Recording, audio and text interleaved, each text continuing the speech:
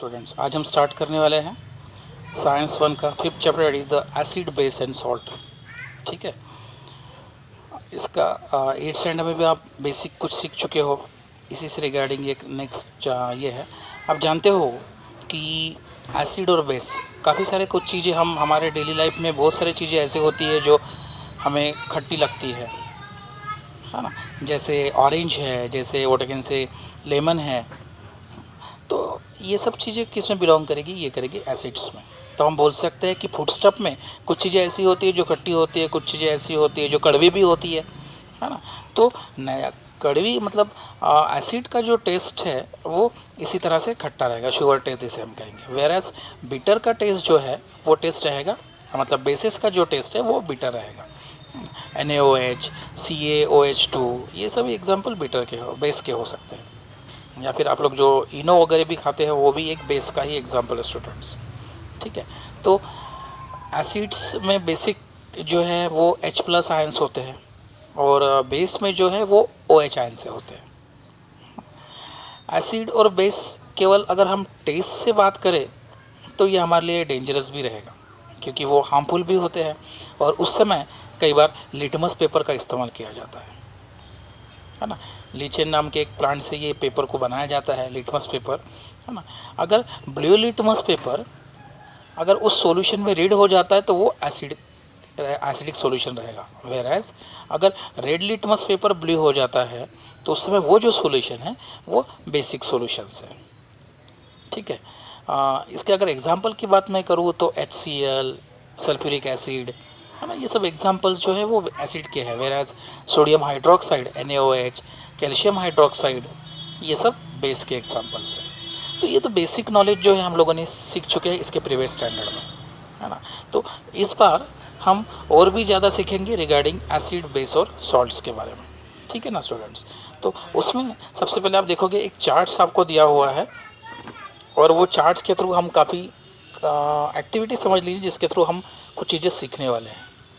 Okay, वो charts में name of the compounds है, मॉलिकुलर फार्मूला है, बेसिक रेडिकल्स है, एसिडिक रेडिकल्स है और टाइप्स ऑफ कंपाउंड्स है। ठीक है, तो जैसे एक उन्होंने दिया है कि हाइड्रोक्लोरिक एसिड HCl, ये उसका मॉलिकुलर फार्मूला है। उसका जो बेसिक रेडिकल्स होता है वो है H+। ठीक है, और एसिडिक रेडिकल जो है वो Cl-। ठीक है, हम जानते हैं कि क्लोरीन एक इलेक्ट्रॉन्स किससे रिसीव करता है जिसके कारण उसको नेगेटिव चार्ज लगता है। तो ऐसे समय पे वो टाइप ऑफ कंपाउंड कौन सा हुआ? वो हुआ एसिडिक। तो ऐसे ही आपको वो फिलअप करना है। मैं यहाँ कुछ बताता हूँ, जैसे H2SO4, ये किसका नाम है? ये है सल्फ्यूरिक एसिड का नाम, है ना।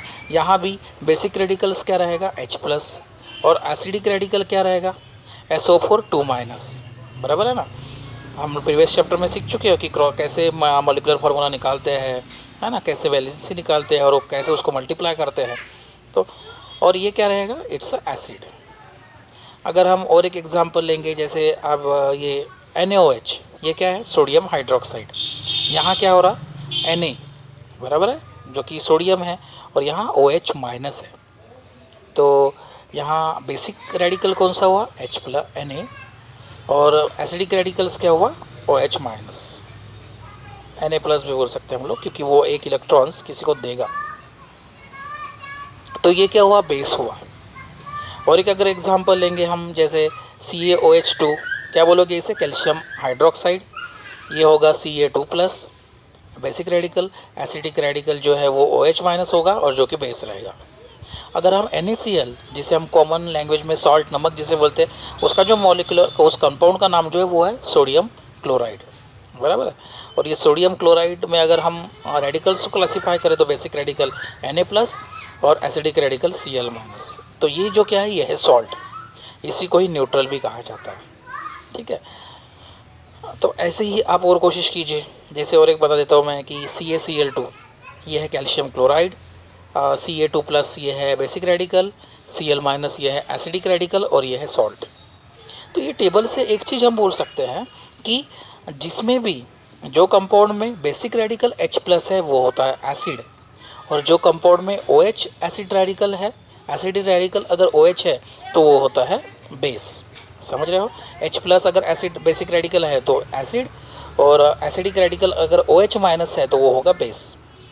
ठीक है, लेकिन सॉल्ट में क्या हो रहा है, बेसिक रेडिकल H प्लस को छोड़ के कोई और है और एसिडिक रेडिकल OH माइनस छोड़ के कोई और है, तो ऐसे इसको हम बोलेंगे सॉल्ट, जिसमें NaCl, CaNO3 या फिर K2SO4, CaCl3, उसके बाद NH4 SO4, NH2 SO4, NH4 2SO4, ये सब एग्जांपल्स उसी में ही क्लियर करेंगे। तो इस तरह से हम एसिड, बेस और सॉल्ट को डिवाइड कर सकते हैं। सिंपल सी चीज़ याद रखो, बेसिक रेडिकल H प्लस है तो एसिड होगा, एसिडिक रेडिकल OH माइनस है तो बेस होगा, और बेसिक रेडिकल H प्लस से छोड़ के कोई और, एसिडिक रेडिकल OH छोड़ के कोई और होगा तो वो होगा सॉल्ट। तो इस तरह से हम ये एसिड, बेस और सॉल्ट को क्लासीफाई किया। एक्चुअली ये आयोनिक कंपाउंड्स के 3 अलग अलग हम बोल सकते हैं टाइप है। तो अगर कोई पूछता है कि आयोनिक कंपाउंड्स के टाइप कौन से हैं, तो क्या बोलोगे आप, एसिड, बेस और सॉल्ट। ठीक है, अब ये आयोनिक कंपाउंड कैसे बनता है उसके बारे में यहाँ दिया है। तो आयोनिक कंपाउंड्स हम देखेंगे जिसमें NaCl का मैं बेस्ट एग्जांपल दिया हुआ है, ऐसे ही MgCl2 मैग्नीशियम क्लोराइड भी हम बना सकते हैं, तो मैं NaCl आपको बताऊंगा। ठीक है, तो आयोनिक कंपाउंड्स के बेसिक 2 कॉन्स्टिट्यूएंट होते हैं students, that is the cation और एनायन। कैटायन जो है ये पॉजिटिव आयन है, ठीक है ना, और एनायन जो है ये नेगेटिव आयन है। ओके, जो कि अपोजिट चार्जेस की तरफ अट्रैक्ट होता है। तो due to the force of attraction between these ions, वो अपोजिट चार्ज की तरफ अट्रैक्ट होते हैं, जिसके थ्रू एक बॉन्ड बनता है जिसे हम बोलते हैं आयोनिक बॉन्ड। तो जिसमें इलेक्ट्रॉन्स दिए जाते हैं, लिए जाते हैं, इलेक्ट्रॉन्स डोनेट या फिर एक्सेप्ट किया जाता है, ये फॉर्मेशन सबको आयोनिक बॉन्ड में देखने को मिलेगा। ठीक है, तो इसमें NaCl का एक एग्जाम्पल दिया हुआ है। अब देखोगे फिगर 5.1 में, अब जानते हो सोडियम, सबसे पहले सोडियम की हम बात करेंगे, जो कि एक मेटल है जिसका एटॉमिक नंबर है 11, इलेक्ट्रॉनिक कॉन्फ़िगरेशन होगा 281। तो पहले ऑर्बिट में 2 इलेक्ट्रॉन, दूसरे ऑर्बिट में 8 इलेक्ट्रॉन, तीसरे ऑर्बिट में 1 इलेक्ट्रॉन्स, है ना। आउटर मोस्ट इलेक्ट्रॉन्स में कितना इलेक्ट्रॉन्स है, 1। तो वो 1 इलेक्ट्रॉन्स किसी को दिया जाएगा, क्योंकि देना आसान होता है, जिसके थ्रू 1 इलेक्ट्रॉन देने से बराबर 2 8 हो जाएगा, जो कि स्टेबल हो जाएगा। तो वहाँ क्या होगा, 1 इलेक्ट्रॉन्स किसको दिया जाएगा, और इसीलिए देखो, आप देखो माइनस इलेक्ट्रॉन्स यहाँ दिख रहा है, और जिसके थ्रू इलेक्ट्रॉन्स देने से क्या हो रहा है, 2 8 हो रहा है, और जो भी इलेक्ट्रॉन दूसरे को देते हैं उसके ऊपर पॉजिटिव चार्ज लगता है, इसलिए आपको Na+ लगा हुआ है 2 8।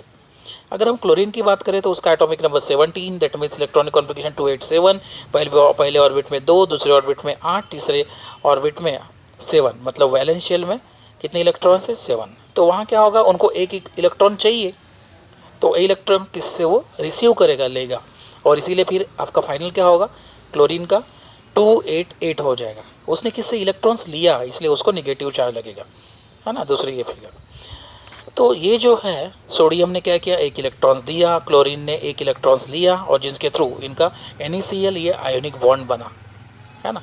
क्लोरीन के ऊपर पॉजिटिव चार्ज और सोडियम के ऊपर पॉजिटिव चार्ज, और क्लोरीन के पास नेगेटिव चार्ज ये लगा। इस तरह से ये Na+ और Cl- ये उनके ऊपर चार्जेस लगते हैं, आयन फॉर्मेशंस होता है, जिसके थ्रू नमक ये बनता है। ओके, और ये कंपाउंड बनने के बाद उनके जो पहले जो प्रॉपर्टीज़ थे वो पूरे चेंज हो जाते हैं। एक फिक्स प्रोपोर्शन भी उसमें कंपाउंड में आपको देखने को मिलेगा, ठीक है ना। तो ऐसे ही मैग्नीशियम क्लोराइड ये भी हम बना सकते हैं, MgCl2, जिसमें 1 मैग्नीशियम और 2 क्लोरीन रहेंगे। ओके, तो ये आप खुद करके देखिए, जैसे क्लोरीन का मैं बता देता हूँ, एटॉमिक नंबर 17 है और मैग्नीशियम का 12 है, ठीक है। तो ये फोर्स ऑफ अट्रैक्शन के थ्रू ये होता है, अपोजिट चार्जेज जो एक में की तरफ अट्रैक्ट होते हैं, जिनके कारण यहाँ जो बॉन्ड बनता है, आयोनिक बॉन्ड जो बनता है, उनकी स्टेबिलिटी काफ़ी ज़्यादा होती है, हाई स्टेबिलिटी वाले ये बनते हैं, ठीक है ना। तो ऐसे ही MgCl आपको खुद को करके देखना है स्टूडेंट्स, वो कैसे होगा, ठीक है। तो आज हम लोगों ने एसिड, बेस और सॉल्ट्स में बेसिक एसिड और बेस का डिफरेंस देखा। एसिड किसे बोलते हो, बेस किसे बोलते हो, सॉल्ट किसे बोलते हो, वो हमने देखा। साथ में ही आयोनिक कंपाउंड कैसे बनता है उसका बेस्ट एग्जांपल NaCl लेके हमने उसका फॉर्मेशन देखा। आज के लिए इतना ही, नेक्स्ट क्लास में नेक्स्ट मिलेंगे, तब तक के लिए स्टार्ट हो। Thank you students.